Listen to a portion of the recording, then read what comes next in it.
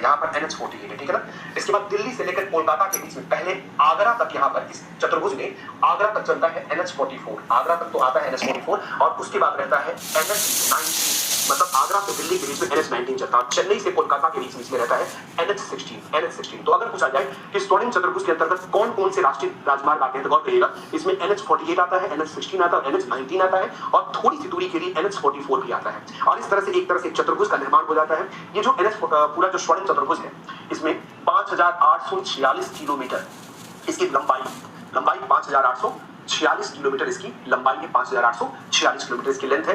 भारत के जो चारों महानगर हैं, चारों महानगरों को जोड़ने की परियोजना है, भारत के चारों महानगरों को जोड़ने की परियोजना है, जिसे हम स्वर्णिम चतुर्भुज के अंतर्गत आप जानते हैं। भारत में 1998 में गौर करेंगे बात पे, भारत में 1998 में राष्ट्रीय राजमार्ग विकास परियोजना शुरू की गई थी, जिसके अंतर्गत दो बड़े प्रोजेक्ट शुरू किए, एक स्वर्णिम चतुर्भुज और इसी से संबंधित एक प्रोजेक्ट था उत्तर दक्षिण पूर्व पश्चिम गलियारा, उत्तर दक्षिण पूर्व पश्चिम गलियारा। उसकी थोड़ी सी बात कर लेते हैं, उत्तर दक्षिण पूर्व पश्चिम गलियारा जो कि श्रीनगर से लेकर के और कन्याकुमारी के बीच में है, श्रीनगर से कन्याकुमारी के बीच में है।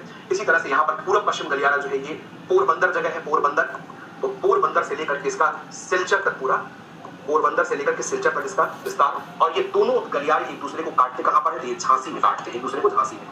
NH जो कि श्रीनगर से कन्याकुमारी के बीच में NH44 चलता है, इसके बीच में NH44 है और पूर्व पश्चिम गलियारे में NH27 है, NH27 इसमें आ जाता है, पूर्व पश्चिम गलियारे में NH27 आ जाता है, ठीक है ना। तो चलिए